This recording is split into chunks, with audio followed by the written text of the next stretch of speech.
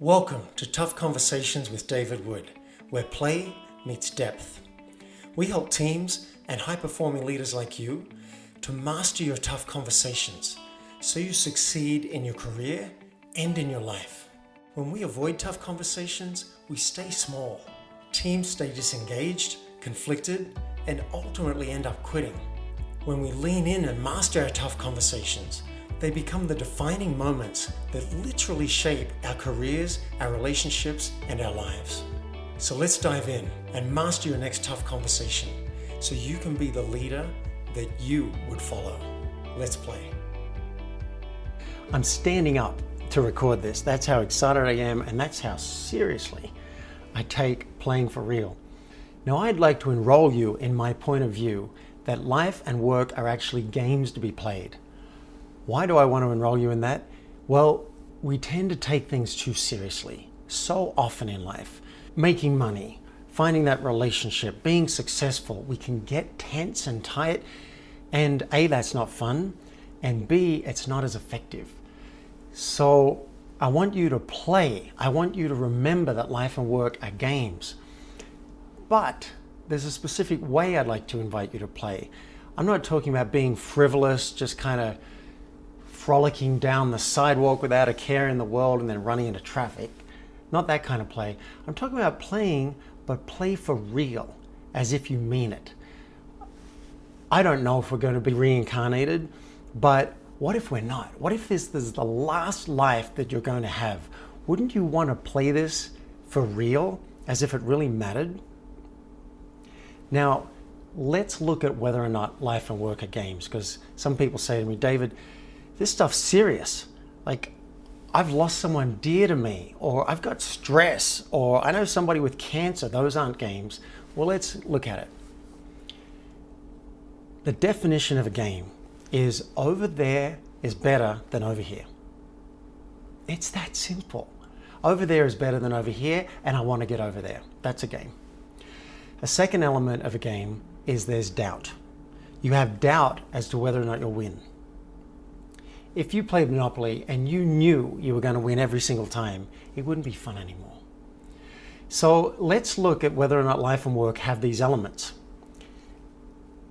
Does it have over there is better than over here? Well, I want to make more money. I want to find a partner. I want to get closer with my partner. I want to have kids. I want to have a better house. I want to connect deeper with people. Those are all elements of over there is better than over here. Let's get over there. And is there doubt? Yeah, for a lot of this stuff, it's very, very uncertain. Even the fact that we'll be alive tomorrow is uncertain. So this is why I say that life and work can be viewed as if you're playing a game. And if that's true, let's play those games. Let's play for real so that we can get the best and the most out of life and work. Now I'll get specific. Here are some of the games I'm playing right now. The money game. I want money so I can live my life and have an enjoyable life and perhaps contribute to the occasional person here and there. And money is actually important, so I'm playing the money game. The relationship game. I'm currently single. Last week I wasn't. So I'm creating a game that over there is better than over here, and that having a partner would be rewarding for my life. So I'm making moves towards that game. I'm playing the shelter game. This place that I'm in right now has been the culmination of 18 months seeking a home base. I've been traveling the world working out where do I actually want to live. I'm playing the health game. I've had some kind of weird fatigue problem for 12 years. I mean, I still live my life and I have ups and downs, but some weird fatigue problem. Last 90 days, totally revamped that. Flooding my body with nutrition. I've got my green smoothie right here that I have every single day.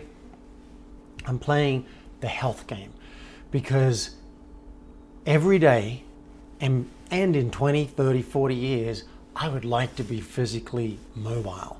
I would like to be enjoying how I feel in my body. I'd like to have energy. So I'm playing the health game. So what games are you playing? I would love to hear. If you'd like to add a comment below the video or go and find the group on Facebook, what games are you playing right now that matter to you? Now, they often don't feel like games. That's the thing. It feels real. In fact, I've been saying to a friend recently, this shit just got real. And I even went and looked up that quote. It's a quote from Bad Boys 2. So it feels like that, when I can't find a place to live and I have to move out tomorrow. It feels real. It doesn't feel like a game. When I'm not sure how I'm going to pay some huge expense, it feels real. When I broke up last week with my partner, it felt real. It didn't feel like play. But I say that's how you know that you're in a game worth playing. Now let's talk about the illusion of stakes. If you want to get from a mindset of, boy, this shit just got real, into more of a flow state of we're playing a game here, I want you to notice the illusion of stakes. So for me, when I think that I'm not going to have a place to stay, on investigation, that's not really true. Some friend is going to take me in. It might be awkward, might not be my ideal thing, but I'm going to find a place to stay. It feels like life and death to my subconscious when I don't know where I'm going to stay tomorrow. But these stakes are usually an illusion. We're usually not going to die.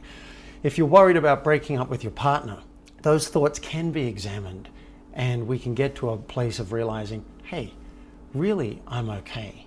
These stakes that feel life and death are actually not life and death stakes.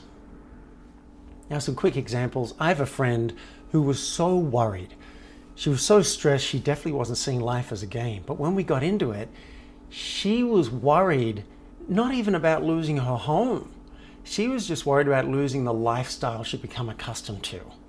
She had what we jokingly called rich white princess problems.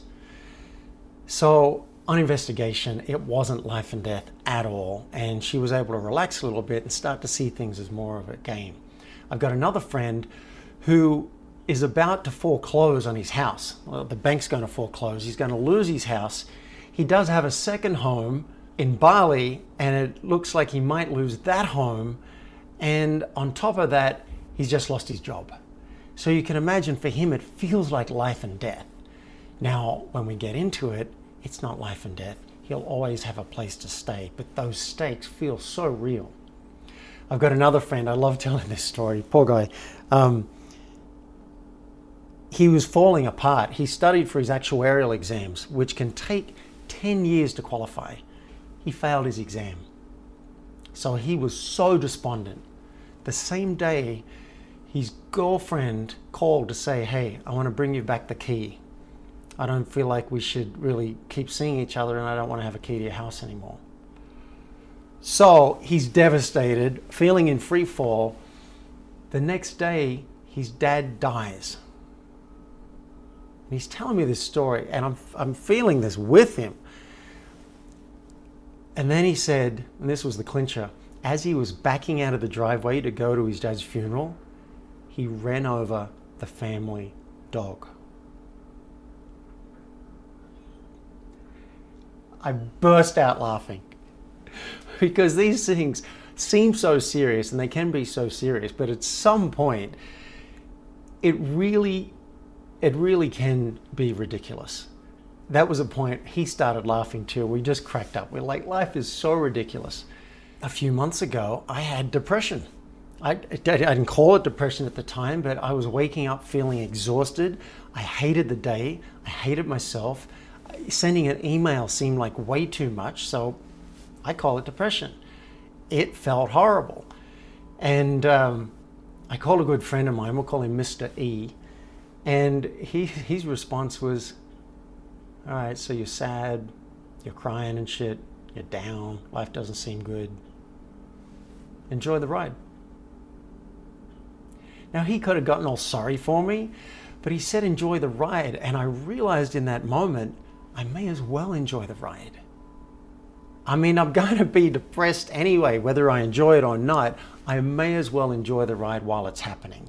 So curl up in bed, put the blankets over my head, scream and cry, watch a really sad tearjerker movie, maybe go and buy some ice cream, which I don't eat anymore. So the illusion of stakes. What seems so real to you that you can't find play? I'd love to help you find play with that. So let's wrap this up. If life and work are games, how do we play the best game possible? How do we play so that on our deathbed we can have zero regrets and know that we gave absolutely everything we have? Well, 1, remember it's a game. 2, tune in to future episodes, because that's what this podcast is all about. Expect to hear plenty about the 3 pillars of Play for Real: truth, daring, and caring. You'll also hear a lot about connection, because ultimately, I think that's what it's all about. You've been listening to Tough Conversations with David Wood. Now it's action time. Mastering your tough conversations will have a major impact on your team, your company, and you as a high-performing executive or entrepreneur. If you're ready, request a discovery session with me at playforreal.life so we can transform your team, your company, and you. And if you've enjoyed this episode, I would love you to help me spread this message of tough conversations in a very simple way. Just leave a public review at playforreal.life/podcast. And you may hear me read it out loud and thank you live on a future podcast. Now, let's play.